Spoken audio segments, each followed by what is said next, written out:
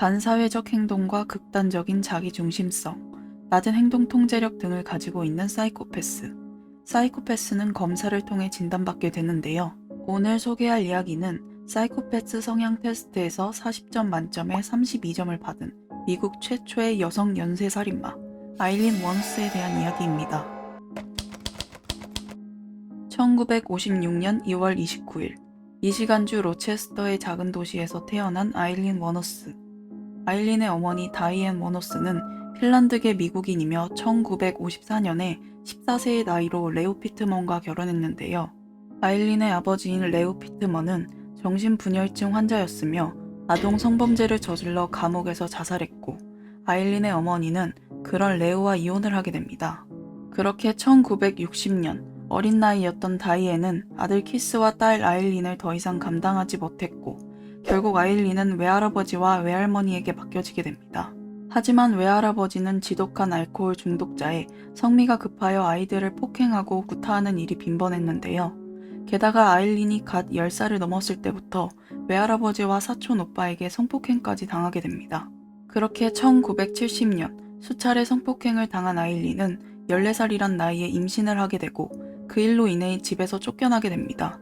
집에서 쫓겨난 아일린은 생계를 이어가기 위해 결국 매춘이란 잘못된 길을 걷게 되는데요.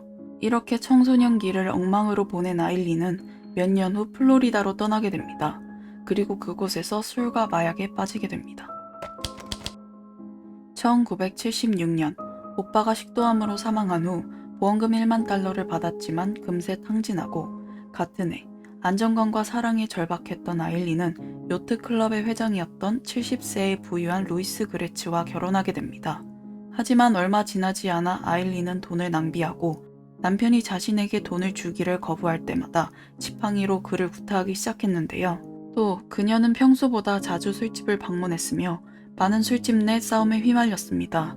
결국 행복할 것 같았던 결혼 생활도 7주 만에 끝나버리게 됩니다. 1986년 아일린은 레즈비언 바에서 타이리아 무어라는 호텔 메이드와 만나 사귀게 되고 동거를 하게 됩니다. 무어는 아일린과 살게 되면서 경제적인 부담은 전혀 하지 않았고, 아일린은 생계를 위해 지역 고속도로에서 매춘을 계속하게 되는데요. 하지만 아일린이 번 돈으로 둘의 생계를 이어나가기엔 턱없이 부족한 돈이었습니다. 그렇게 아일린은 또 한 번 잘못된 선택을 하게 됩니다. 그리고 1989년 11월 그녀의 첫 살인이 시작됩니다. 첫 번째 피해자인 리처드 멜러리. 아일린의 증언에 따르면 리처드는 아일린을 자신의 차로 픽업했고 아일린을 핸들에 묶어 반복적으로 공격했습니다. 계속되는 구타에 아일린은 가까스로 자신의 지갑에서 22구경 권총을 꺼내 그를 향해 3번 방아쇠를 당겼습니다. 그렇게 리처드는 사망하게 되었고, 아일린은 그의 시체를 숲에 유기한 후 그의 차량을 훔치게 되는데요.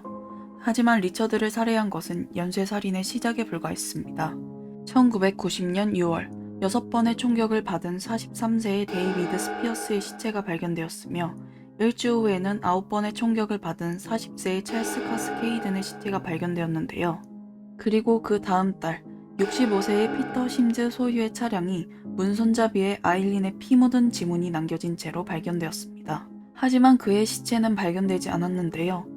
그렇게 또 한 달이 채 지나지 않았을 무렵 2번의 총격을 받은 50세의 트로이 버레스의 시체가 발견됩니다. 같은 해 9월 6번의 총격을 받은 56세의 전 경찰서장이자 전 주립 아동학대 수사관인 찰스 디 컴프리스의 시체가 발견되고, 같은 해 11월 4번의 총격을 받은 62세의 월터 제노 안토니오의 시체가 발견되는데요. 이들의 공통점은 모두 중년의 남성이었으며 차량을 가지고 있었고 성이나 술에 관련된 사람들이었습니다. 계속된 범죄에 경찰도 범인 추적에 나섰으며 권총 기종이 모두 같았기에 경찰은 여러 증언과 지문을 통해 아일린이 범인임을 알아내게 됩니다. 1990년 7월 4일 아일린과 무어는 피해자들 중 한 명의 소유였던 도난 차량을 운전하던 중 교통사고를 당하게 되는데요. 비록 그들은 사건 현장에서 도망쳤지만 목격자들은 경찰에게 그들의 이름과 상세 정보를 제공했고 연쇄살인 사건의 범인이 사고를 냈다는 것을 알게 됩니다. 그리고 얼마 지나지 않은 1991년 1월 9일 아일린은 볼루시아 카운티의 라스트 리조트 바에서 체포되었는데요. 이곳에서 그녀의 연인인 무어 역시 함께 체포됩니다. 경찰은 아일린의 자백 녹음을 하기 위해 무어에게 기소 면제를 대가로 협상하였고, 무어는 경찰들이 여동생을 취조하는 등 가족이 무너질 것 같다며 감정에 호소하여 아일린에게 자백을 하도록 설득하게 되는데요. 그렇게 1991년 1월 10일, 아일린은 연인 무어를 위해 자백을 하게 됩니다. 그리고 재판이 시작되는데요. 연인이었던 무어는 증인대에 서서 이와 같은 증언을 하게 됩니다. She said she'd do anything for you, didn't she? Yes, she did. And in order for her to say what you wanted her to, you lied to her, right? Yes. 이때 무어는 자신이 아일린의 자백을 듣기 위해 거짓말을 했다는 사실을 인정하게 됩니다. 아일린은 무어에게 배신당했다는 사실을 알게 되면서 큰 충격을 받게 되는데요. 무어가 범죄에 가담했다는 증거는 발견되지 않으면서 아일린은 유죄로, 무어는 무죄로 선고받게 됩니다. 1992년 11월, 배심원단 12인 전원 만장일치로 사형 선고를 받게 되고, 아일린은 플로리다 교정국에서 마지막 여생의 몇 년간 여성들을 위한 사형수 감방에 수감되었는데요. 그리고 10년 후인 2002년 10월 9일, 아일린은 플로리다 주립 교도소에서 오전 9시 47분 약물 주사형으로 사형에 처해지게 됩니다. 사회에 대한 증오와 원망으로 가득 찬 아일린 워너스. 생전 아일린의 인터뷰 영상을 보면 그녀에게 사회는 언제나 어두웠는데요. 그녀의 삶은 동정하나 그녀가 저지른 살인이란 죄는 너무 무겁고 정당화할 수 없는 것 같습니다.